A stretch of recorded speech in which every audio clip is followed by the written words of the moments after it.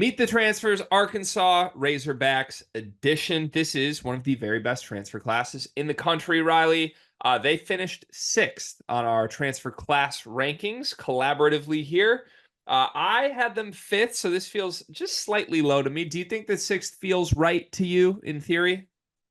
It does. Let me see. Trying to remember where I had them ranked. I had them ranked fourth. So yeah, we both would say six was a little bit low.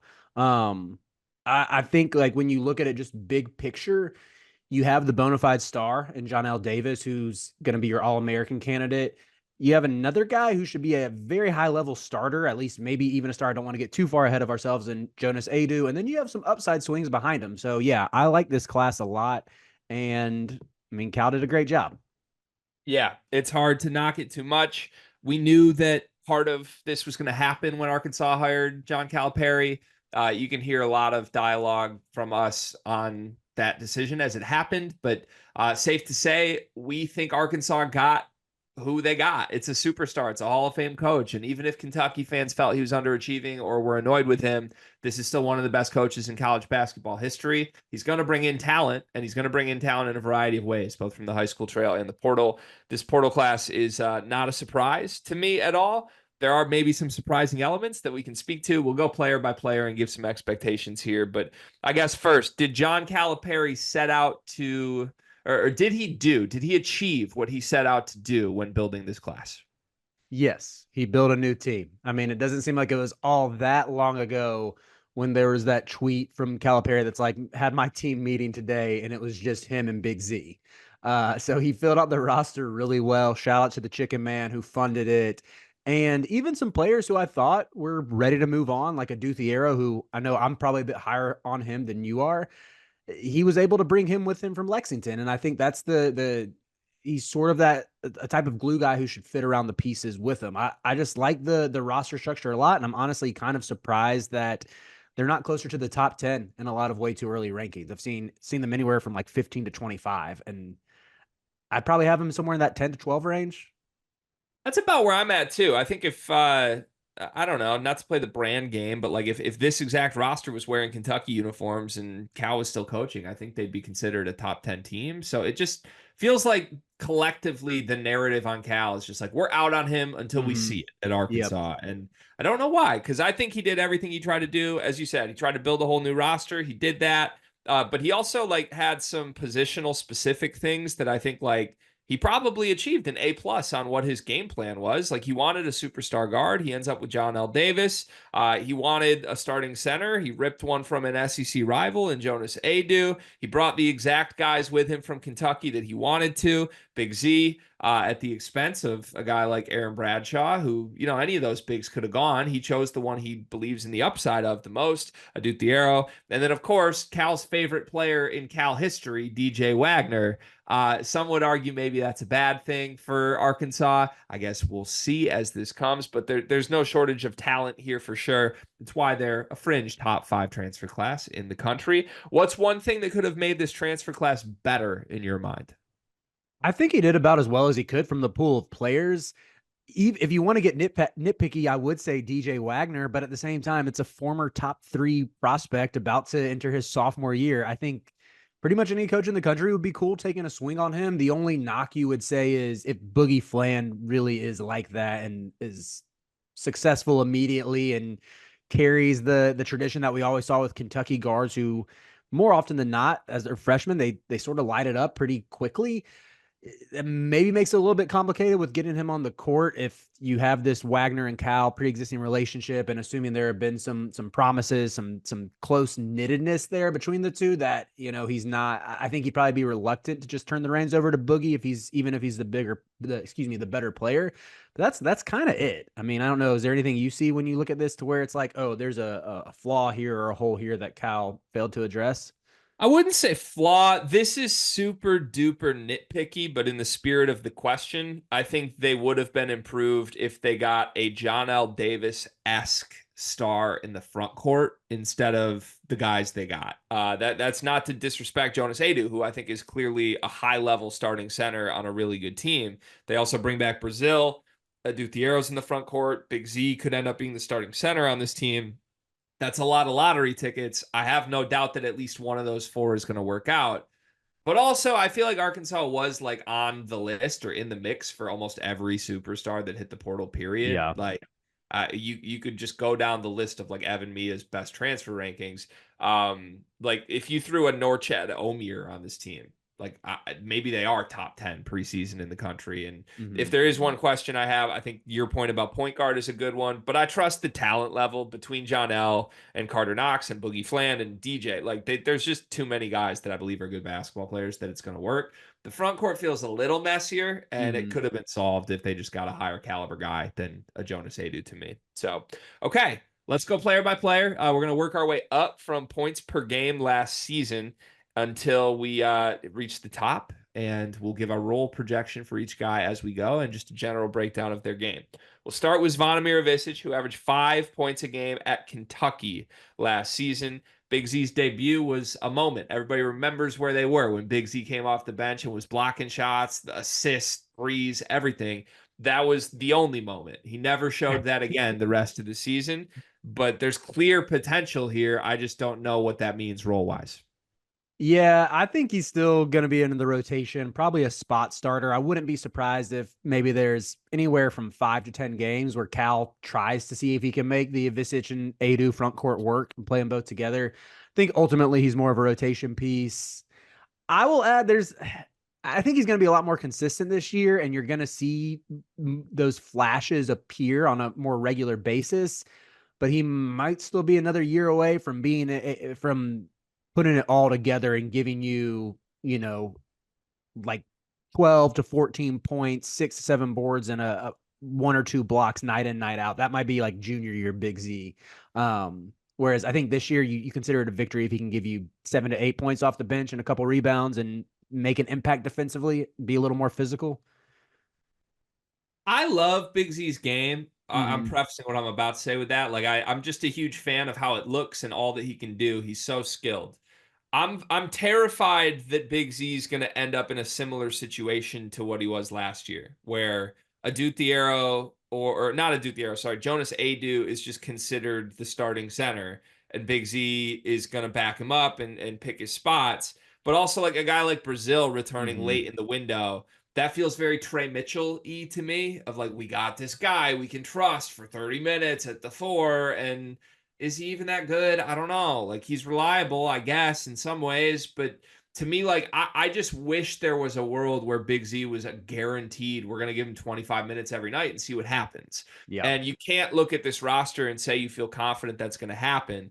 Maybe Ivisic is so good he overtakes some of those guys, but I would be afraid that's the path it goes down. And to be completely honest, I'm a little surprised. Like it speaks to Cal's relationship with these guys. That guys like Big Z and even Thiero are like, yeah, let me sign up for that again. Because Big Z could have gone to schools that would have started him, no questions asked. And instead, he's like kind of going to be a role player. I think he's the only role player in the country that I'm giving that definition to that has star potential, though. Like anyone else I've assigned role player to, I don't think we could come to March and say that guy's a superstar. Right. Big Z is one. There's an outcome where that happens, and he's the best player on this team. Next on the list is Adu Thiero. 7 points, 5 rebounds, 1 assist, a steal, and a block a game last season at Kentucky. He really became synonymous with the good parts of Kentucky's defense last year. Like Thiero got a lot of individual credit for being the only guy on the team that impacted that side of the floor. Yeah. What do you think he's going to bring to Arkansas? I think he's in the rotation. Again, he'll probably start a couple of games. I'm a huge fan of Thiero's game. I'm a huge fan of his long term potential. I worry a little bit it's going to be similar to last year, where it's going to be a bunch of, even if he starts in some games, there's going to be a handful to even like half the games where he might play 10 minutes because you have Carter Knox, you have Billy Richmond who are going to need minutes on the wing. And we just talked about you have Brazil coming back at the four. I would start Thiero over Brazil at the four. That might just be me. I don't think Brazil looked good last year, first year coming back. I want to say it was an ACL tear that he had the year before. But yeah, I think Thiero does all the good, like connective stuff you want from a glue guy role player. I mean, he can be a lob threat.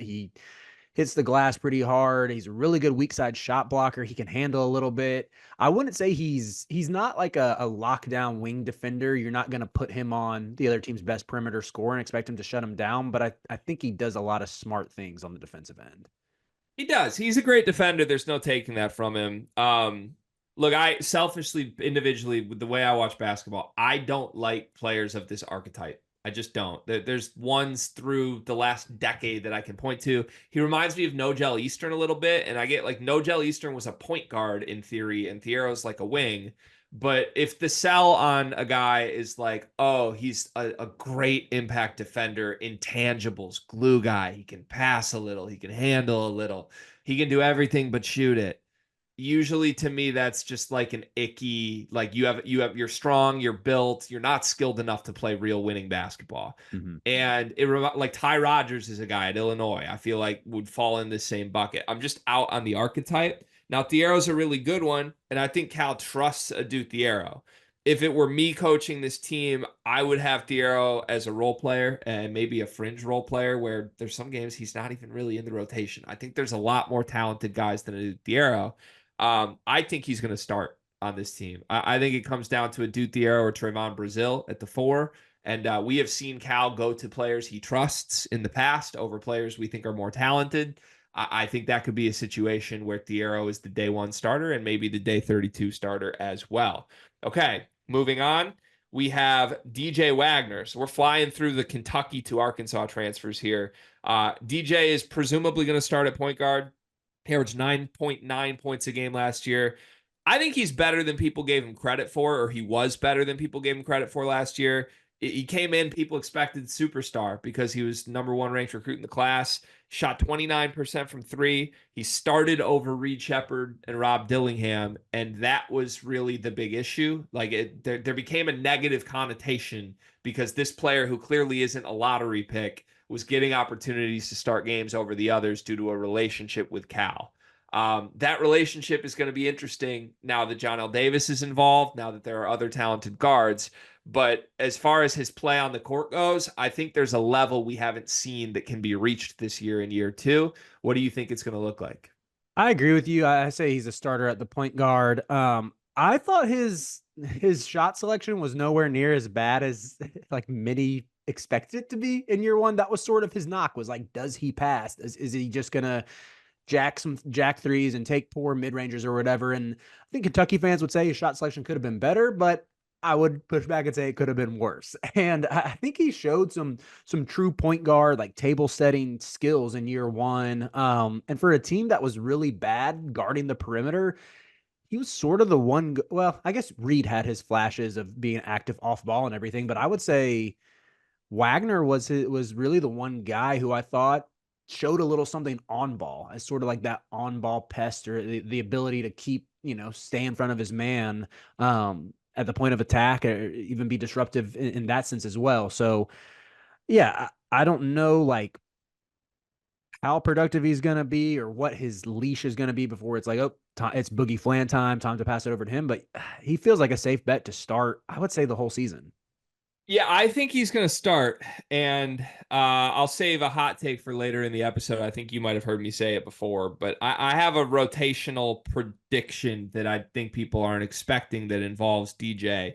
But I think he's brought here to start. I just think Cal trusts him. I think Cal made promises to him and the family to get him in the first place, and I don't think he's willing to go back on those, no matter how many years DJ's in college, no matter what school he's coaching. Now, the bottom line for me, which I said, and I think you agree with, I think DJ Wagner's going to be better this year. I just do. I think it was a very unique situation last year where DJ wasn't even bad, but he ended up only playing 25 minutes a game because these 2 guys who weren't supposed to be as good as him were clearly better. Mm-hmm. And I think Cal navigated that better than people give him credit for. Like, obviously, you wish he would have just started Shepherd and Dillingham and maybe played them with Reeves more, but like those guys played more minutes than DJ, even though DJ started. So in the end, like it's not like they weren't on the floor. And I think Right. pundits and fans kind of put all the blame on DJ and Cal. And I don't necessarily think that's fair. If Mm-hmm. DJ had been a 30-minute a game guy instead of a 25-minute a game guy, I think his numbers look pretty damn good. He would have been like 11-4. on decent percentages. If he just shoots the ball a little better, he's one of the better guards in the country. So I'm expecting a bounce back year and a starting role for DJ. Next on the list is Jonas Adu. You rip a starting center from Tennessee. That's a win for any SEC program. 11-7 last year, 1.8 blocks a game, 25 minutes a game at Tennessee. But welcome to a John Calipari center rotation, Jonas. Yeah, I think he's still going to be the starter. It'll be hard to displace him. If Big Z really is like that, you're probably trying to make it work with him at the four and saying, "Oh, I got this 7-footer playing the four who can shoot threes and handle a little bit." Um, there's a world where it works, playing him and Adu together. I'm tempted to say Adu might be a fringe star, but it would require Calipari unlocking a little bit more of him offensively. And, Adu gets the most notoriety for his blocks, for his presence in the paint defensively. He's anchored a top 5 defense pretty much the last 2 years in Knoxville. I think he has a little bit of untapped potential on offense, though. You can play him out of dribble handoffs. He's got decent touch on mid-range shots. He can pass a little bit. So it comes down to, what does Cal want to, how does he want to use him? How does he want to maximize that? How creative will he be offensively to see, like, can Adu break out of this 9 to 11 point per game mold he's been in the last 2 years and be closer to 14, 15, maybe even 16 points per game? I really like Adu. I think your last point about like how does he used, like does he get to show a little more than maybe he did at Tennessee is a good one. Reminder, like Tennessee was a good basketball team, obviously. They asked pretty much everybody that wasn't Dalton Connect to just like go watch Dalton Connect last year, and it worked. And Rick Barnes gets a lot of credit for that. But I can also understand why a guy like Adu would maybe be a little annoyed, like, oh, this guy's just going to come take 30 shots today, and I got to go rebound and do all the dirty work. And I don't know. It might be a little frustrating. I'm not stunned he looked elsewhere. And look, I think he's the best center on this team until Big Z really reaches his full potential. I think he does too many things well, both offensively and defensively, not to earn the starting center spot. And then, everybody else competes for either the backup minutes or minutes around him. But it was a good ad and an ad that went under the radar. I don't think Jonas Adu to Arkansas earned enough love for Cal when it happened, because I think he's one of the best bigs in the country and definitely in the SEC this year. The fifth name out of 6 is Melo Sanchez. Now, this maybe should have been the first name said, but we're going by points per game. Last season at Hawaii Pacific, which is a Division II school, he scored 14.6 points a game in 34 minutes, shot 35% from 3, not super efficient from the floor, 36% from the floor, and didn't really do anything but score the basketball, in my opinion. So he's making the D2 to John Calipari team jump. We don't see that very often. Do you think Melo could be a factor? He's a non-factor, but he's a fun non-factor. It's a For good one. one, for one, his name is Mello. For two, his name is Melo Sanchez. Like that's like an all team, all name, like all-star right there. At least from the college basketball scouting video that I've watched of him, he has deep range. Like, dude he's a gunner. His freshman year, again, this comes from the Hawaii Pacific website. This is about the extent of my deep dive on him. But the Hawaii Pacific website noted that as a freshman, he led the team and made threes with 78 and led the team in steals. So, like, there's some fun stats for you. Again, I don't think he's really going to get on the court because the guard group is loaded. But yeah, there are worse like 12th men out there than Melo Sanchez. 100% there are. And yeah, you nailed all the points I had. It's an extremely fun end of bench guy. He's a non-factor, but like, could he be a practice player that helps this team? I do think so, because you want a guy on the practice team that is like an explosive, just shoot first scoring type, and that's Melo to me from everything I can find. Also, at the end of the bench, guys, Melo Sanchez and Casimir Chavis. I love that. Yeah, I love that. I love it so incredible much. name duo. It's really, really nice. And then the biggest name in this class is the one and only John L. Davis, aka Nelly Davis. I'm very familiar with John L. as any college basketball fan should be, but specifically this offseason because John L.'s coach took over my program, Michigan, and there was a lot of rumors and smoke that John L. would follow him to Michigan. Ultimately, he ends up in the hands of John Calipari. I think there's a variety of reasons for that. One being school stuff. He would have had to graduate, and I don't think he ever graduated from FAU to get to Michigan. Two, money. He certainly got a bigger paycheck for John Calipari than he would have at Michigan. 3, it's John Calipari, and being a starting guard for Arkansas is probably a better opportunity than it would have been at Michigan or at many other schools in the country. 18 points a game last year. This has been one of the best guards in college basketball for a couple of seasons now. What are you expecting of him at Arkansas? He's a star, fringe All American candidate, just a bucket, true 3 level scorer. I've always been impressed at his ability to post up smaller guards. Gets to the free throw line a ton, and I think was he a 40% 3 point shooter last year? 41%. I Yeah. thought, yeah, I knew he made something like 58, 63, somewhere in that range. I thought it was over 40%. I mean, and it most importantly gives you a guy who can go ISO, get a bucket late in the shot clock. So, yeah, I think John L's the alpha on this team, ideally from day one, and it shows pretty quick. Yeah, I completely agree. I do have a hot take that's gonna tweak this when I get there, but I think he's the best player on the team. Like I think he's the best offensive player, and I think he could flirt with the same numbers he had last year, if not better. Like there is a world where he's like a 20 a game scorer and just dominant, but there is so much talent. I think you probably see the numbers take a slight dip. But Mm-hmm. maybe John L's life is a little easier than it was at FAU. I mean, if you watch that team last year, I don't want to say they didn't like each other, but it felt like there was some fatigue of like, hey, we made the Final Four, we're Right. America's darlings, and now there's all this pressure to run it back. And I think a lot of that fell on John L's shoulders. And I think John L and Elijah Martin didn't exactly click in many ways. So I am intrigued. From all that I've heard, John L's a great kid, but he's a unique kid. Like he doesn't love the spotlight, and he doesn't like he's not a me flashy guy.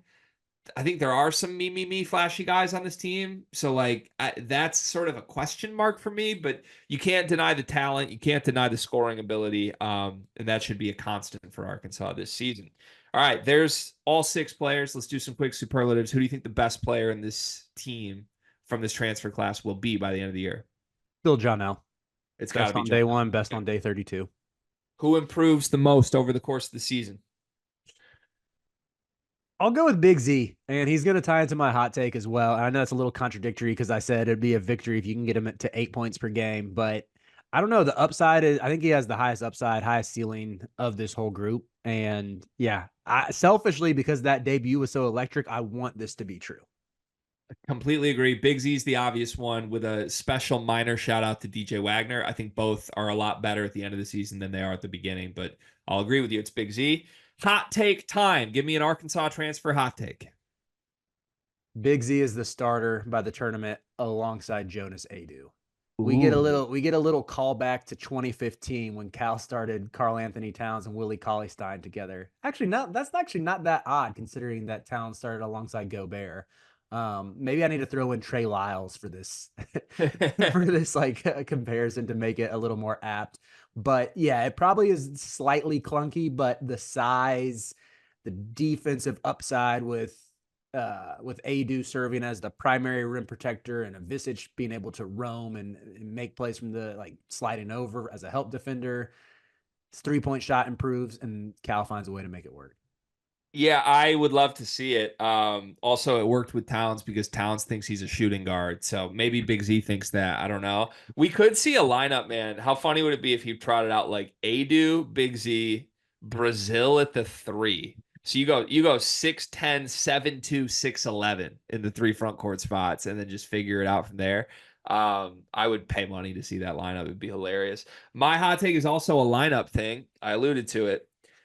I don't think John L. Davis is starting on this team.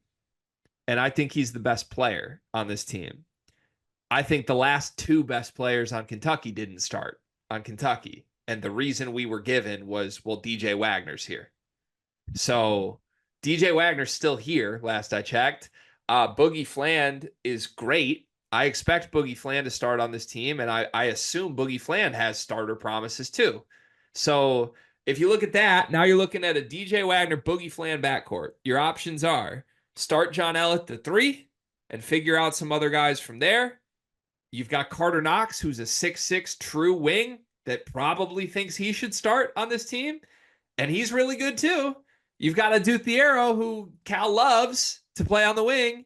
So I just, it's like if you're trying to put yourselves in the mind of John Calipari as he's taking over this new program, to me, of all the good players on this team, John L's the guy that Cal is the least loyal to. Even if he's the best, you've only got him for 4 months. He's cashing his paychecks.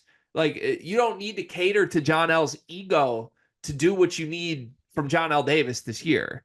I think you do with the younger guys and the freshmen, and we know how oriented Cal is about get these guys to the NBA. He wants to do that at Arkansas. He wants to start off with a bang. John L's not going to be an NBA guy. So that's my take. I'm sure I can be wrong on this, but I think he's going to be a sixth man extraordinaire for this team. I mean, you hashed it out in a very compelling fashion to where I see the vision. Selfishly, I want Boogie Fland coming off the bench. So by like Christmas, if it hasn't changed, I can, comment on his Instagram post like UNC with some emojis, or maybe throw a little ram emoji in there. Boogie, follow your Archbishop Stepanak teammate RJ Davis, succeed him and his legacy. Just throwing that out there now. But yeah, I love the way that you hashed it out to where it is. It's definitely a lot more realistic than I think most folks realize. So If it happens, people are going to lose their minds, and I would love to watch that play out. We'll see. Great class for John Calipari. It'll be fun to watch this team this year. If you want to see the other 20 videos in our top 20 transfer classes series, they're coming out 3 per day on the channel all of this week and next week. Car, you know what I love about you? That I'm handsome? You're reliable. I can count on you. Honestly, you remind me of Aaron Henry a little bit. Remember when, like, their back was against the wall, nothing was going right, and man just showed up every day. He didn't make excuses. There were no problems. There were just solutions. Sounds like me. That's you. And it also reminds me of Duncan Mechanical Solutions, because if you're looking for quality furnace repair, look no further than the heating and air experts that you can trust. Comfort and quality are their standard. They're an HVAC company that serves Northeast Indiana and Southern Michigan, whether it's heating and air conditioning, plumbing, kitchen and bath remodeling, or emergency services when you need them most. Duncan Mechanical Solutions has reliable service that you can count on. Cart, remember when your basement almost exploded? I remember when my basement almost exploded. I remember when my furnace itself was acting funny. I remember when my AC was acting funny. I wish I had Duncan in my back pocket. I wouldn't have to worry about it. Yeah, I mean, I've never been anywhere in northern Indiana or southern Michigan that hasn't been perfectly cool or perfectly warm, depending on when the day called for. And that's because of Duncan Mechanical Solutions. They are the presenting sponsor for the month of July. Shout out to Duncan Mechanical Solutions. Go to duncanmechanicalsolutions.com to learn more.